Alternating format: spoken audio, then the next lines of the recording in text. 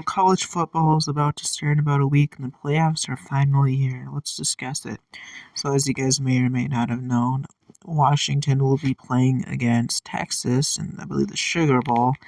The Rose Bowl will be contested with number one Michigan playing against number four Alabama, who snuck in with a staggering, surprising, shocking win in the SEC championship. Meanwhile, Michigan did their business, took care of business against Iowa. Washington gets in over a decently contested game versus a good team in Oregon. Texas gets in. I can't remember who they played, but they're from the Big 12, so they get in through the Big 12 championship.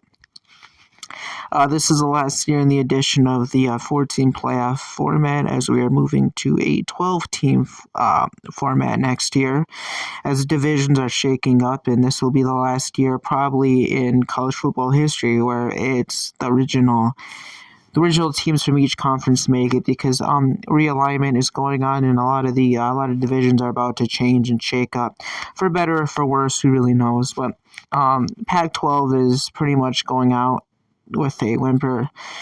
The Big 12 is expanding, the SEC will be expanding, and so will the Big 10. So the three power conferences will definitely be getting a lot more competitive over these years.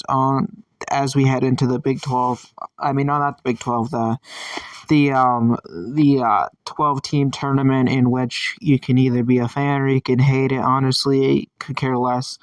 Although I think I like the CFP4 better than the CFP12.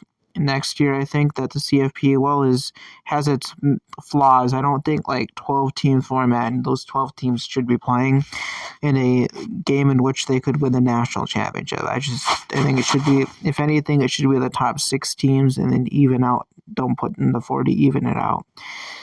But that's my opinion, and college football is going into a new direction since last year, the format, and here we are. So starting off today's video, the number 1 seed Michigan, who has beaten Iowa, really good defense, known for horrible offense. Neither team was offensively productive, I would say. Neither team offensively scored a lot of points. Neither team really thought they wanted to show up for this game.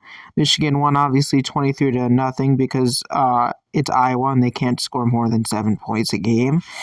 On Michigan, on the other hand, well, they struggled against a pretty good Iowa defense, which is not the worst thing in the world, but beating Iowa 23-0 is unsettling and leaves enough to be desired, as they could take on the Alabama Crimson Tide, who came into their game after defeating the number 1 seed Georgia to get to the number 4 seed. And they are playing Alabama in a controversial last-minute decision by the CFP committee to leave out an undefeated team in the Atlantic Coast by the name of Florida State Seminoles. Alabama gets lucky once again because they play in the SEC. Also, for Big Ten teams also have this privilege where only they can make it seems like these days. And SEC and Big Ten will once again battle it out for who's the top 2, power conferences. And it will be a heavily contested contest where we will see if Alabama can reinstate their greatness of previous years, or a new, fresh Michigan team who hasn't been good in any CFP playoff, known for choking against TCU last year, not really known for making big-time moments in the biggest games of the year. Michigan is 0-3 in CFP playoff history all time, and they could make history by being the first 0-4 playoff team. Yeah, it's not good for Michigan. They need a win. What else Big Ten will fail to surpass the SEC in another year, and the SEC will be considered the best conference in the nation.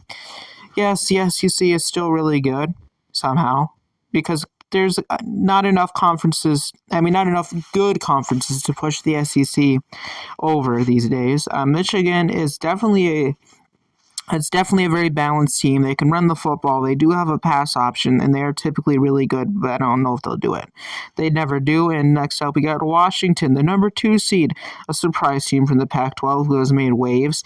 After dissolving to the Pac-12 next year, they will not be part of the Pac-12, as we know. They will be part of the Big Ten, which which could be a really good thing for the Big Ten, because there's almost zero zero teams in the Big Ten other than Michigan or Ohio State really competing for that great thing called the Big Ten championship. Yes, Iowa made it every year, and that's a joke. So now next year, the Big Ten will have Power 5 conferences coming in, like Washington, which will probably do really good. But let's save it. Washington beats Oregon, which is a really tough team, which will also be joining them in the Big Ten quest for dominance. And yes, Washington made it in, boys. The Pac-12 has done it. It's the last season of the Pac-12 we're probably going to see, and they finally do it. It's the last year, so the Pac-12 gets to savor having a team in the national championship for the first time in 7 years, as we hope that Washington can make it far. A lot of us think that Texas will win, and most of us believe it. But this is an underdog story, and maybe it will happen. Maybe Washington will win the national championship. College football is crazy, and weird things can happen in the playoffs. We've seen it time and time again. Last year Ohio State nearly beat off Georgia, so it's definitely plausible. CFP is a crazy time of the year, and it definitely is going to get crazier because a lot of these teams have not made it to the college football playoff in quite some time. Coming in is Texas, haven't made it to the CFP since 2003, coming in fresh off of a Big 12 championship win. I don't know who they beat because I don't watch much Big 12 football, but whatever, it's an accomplishment. They're in the CFP over the likes of Florida State Seminoles, which, good job. They are the third seed, playing against Washington, who also Texas is a dark horse to win this too, just as much as Washington. Both of them are evenly well-matched teams coming in. Both of them are also considered a top 3 power conference, so both of them will put up a fight against any SEC team or plausible Big Ten team that can make it to the championship game that we will see. And they can definitely put on a show, as these are these top 3 teams could do it. And it would be a shocker to the whole entire world if either Texas or Washington wins. A lot of people are picking Texas over Washington, but no, this will be an evenly matched game. It'll be a fight until the end. Coming up is Alabama. Yes, Alabama. They made it, beating Georgia in the SEC championship. A big shock to the world because Georgia ranked number 1 and hasn't been beaten in, I think, over 3 years. So good job, Alabama. This is a year of will Alabama reinstate their dominance and become CFP champions as they typically do, or is this another down year for Alabama where they just can't get it done? And there's excuses all over. Well, this team obviously had the pleasure of being in the SEC, which is more than what Florida State could have said, as they will be getting in purely based off of beating Georgia in the SEC championship on competition levels. Well, we all know that Florida State Seminoles should have made it because they had an undefeated season. Unfortunately, Alabama gets in and has a chance to beat Michigan. This is CFP at its finest. The Florida State Seminoles win honorable mention because, well, they really should have made it to this year's tournament. Unfortunately, the CFP committee is cruel to some of these teams that aren't Big 12, Big 10, or SEC. So unfortunately, if you don't play in those top 3 conferences, you're going to have a hard time making it through, even as an undefeated team. This is a surprise and a shock to the whole entire world that they didn't even make it in, as they did not lose a game, unlike Alabama losing a game, and this team going undefeated 13-0 is better than 12-1 the last time I checked. The question of this team and the reason why they didn't make it is speculated to be because they have a thing called a backup quarterback. So their starting quarterback is injured.